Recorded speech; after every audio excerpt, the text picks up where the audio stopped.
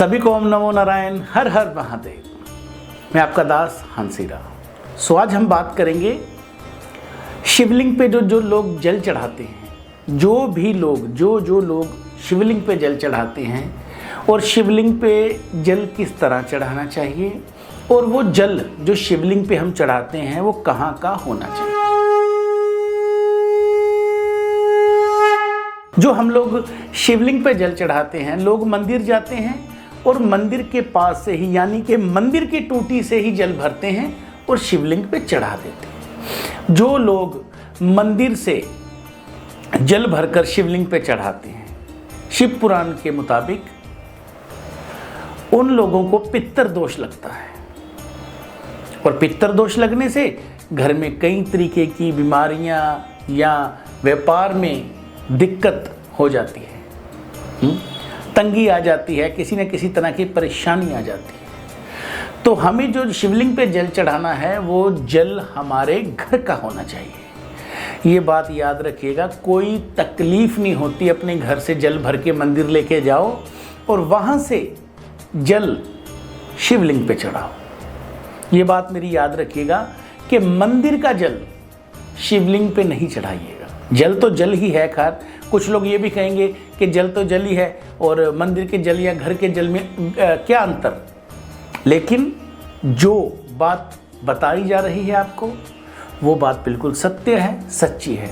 आपको जब भी जाना है शिवलिंग पे जल चढ़ाने के लिए, वे जल आप अपने घर से भर के लेके जाइए। इससे क्या है, आपको पितर दोष नहीं लगेगा। और अब की बात, आगे की बात, हम लोग शिवलिंग पे जब जल चढ़ाते हैं वो कैसे हैं। आजकल तो हर मंदिर में शिव परिवार बनाया होता है, जैसे कि गणपत महाराज, ठीक है। सबसे पहले गणपति जी को जल चढ़ाएं, उसके बाद स्वयं साक्षात भगवान शंकर की पिंडी पे माँ भगवती की और गणपति जी, शंकर जी, माँ पार्वती जी और उसके बाद नंदी जी महाराज पे। कार्तिक जी पे जल नहीं चढ़ता है। कार्तिक जी को आप प्रार्थना पूजा कर सकते हैं, ऐसा विधान है।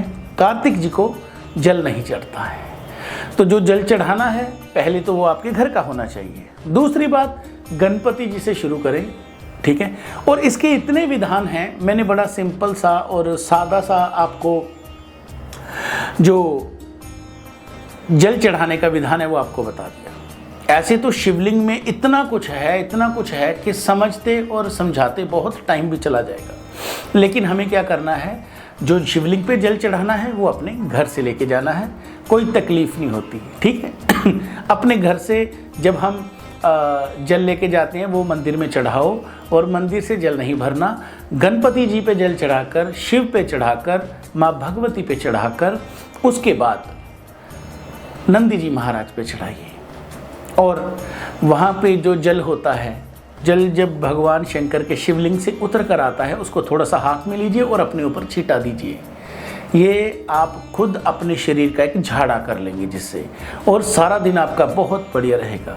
और हाँ, एक और महत्वपूर्ण बात, आप जब भी शिवलिंग पे जल चढ़ाते हो या ओम नमः शिवाय का जाप करते हो या मृत्युंजय मंत्र का जाप करते हो, तो उसके साथ अगर आप ये 12 ज्योतिर्लिंग का जाप करें, जैसे सोमनाथ शिवालय, मल्लिकार्जुन शिवालय, महाकाल शिवालय, ओंकारनाथ शिवालय, केदारनाथ शिवालय, भीमशंकर शिवालय, विशेश्वर शिवालय, त्र्यंबक शिवालय, वैजनाथ अथवा वैद्यनाथ शिवालय, नागेश शिवालय, रामेश्वर शिवालय, ग्रीष्मेश्वर शिवालय, इन 12 ज्योतिर्लिंग का जाप करके अगर आप जल चढ़ाते हो, आपका दिन तो बहुत बढ़िया होगा ही, आपके कारोबार में वृद्धि तो होगी ही, आपके घर से बीमारियां तो जाएंगी ही। और मैं ये बात कहता हूँ, जिस दिन भी आपने इस भूलोक पृथ्वीलोक को छोड़ा, आपको शिव स्थान मिलेगा, आपको शिव धाम मिलेगा।